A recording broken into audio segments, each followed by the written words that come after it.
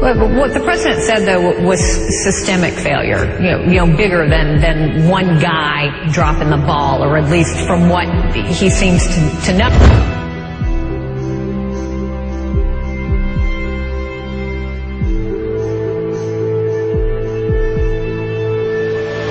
And new concerns tonight about a popular procedure, the CT scan. The test uses radiation to see inside our bodies, and its use has grown dramatically.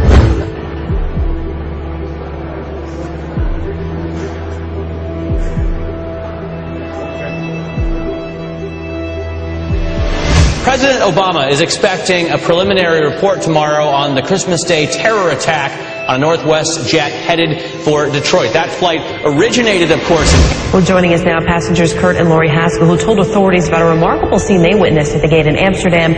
Also with us tonight is Rochelle Keatman, who was on board that flight.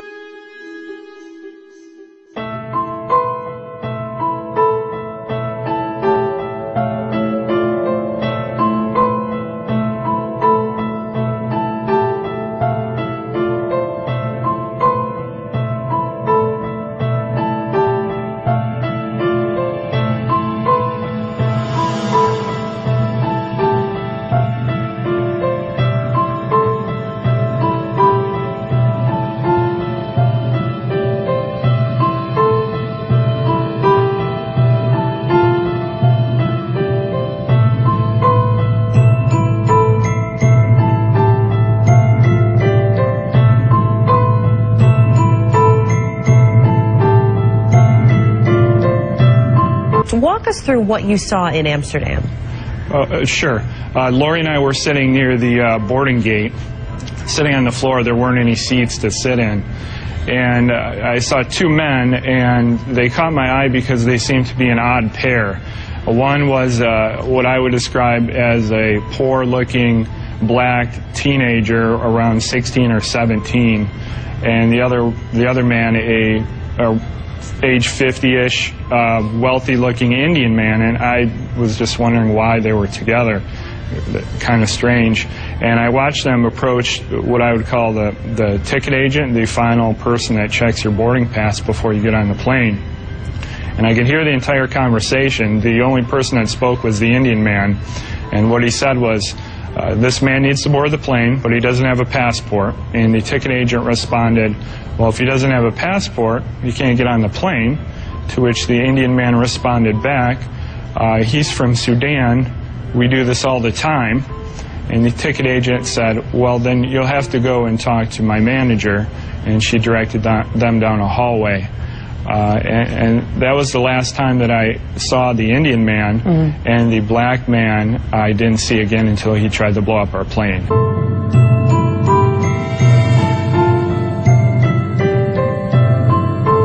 When we talk about screenings at the airport and other protective mechanisms along the way, what should we be doing that clearly we're not? Well, Campbell, the strategy recognizes that there's always going to be human error in any system. You can't count on perfection.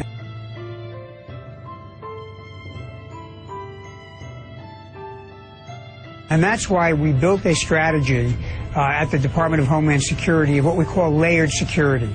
A number of different layers so that even if one fails, another one gets picked up.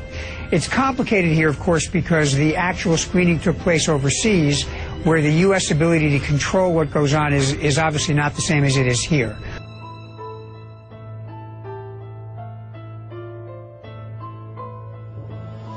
But there are a few things we could do to make things better. First, we could deploy the scanning machines that we currently are beginning to deploy in the U.S. that would give us the ability to see what someone has concealed underneath their clothing. That has been vigorously opposed by the ACLU and privacy advocates. The House of Representatives voted to prevent us from using it. But I think now there's been a very vivid lesson in the value of that machinery. Okay, can I stop you there for a second? I know you've been an advocate of this technology for a long time. Correct. But just in the interest of full disclosure, I also want to point out in your current role as a security consultant, you are representing some of the companies who manufacture that technology, correct? Absolutely correct, yeah. Okay.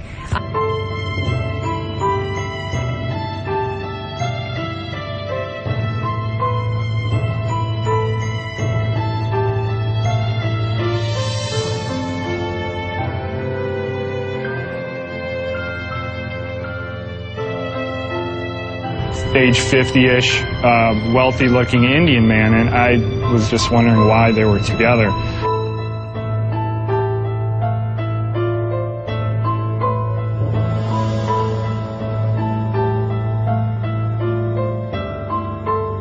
And as you can imagine, as a result of that, makers of security devices and biometric technologies soared today in global trading. Here you can see ICX Technologies up 35%, L3 Communications up 1.5%, and OSI Systems rising as well. Here 10%, all rising as the push for full-body scanners at airports continues to gain momentum.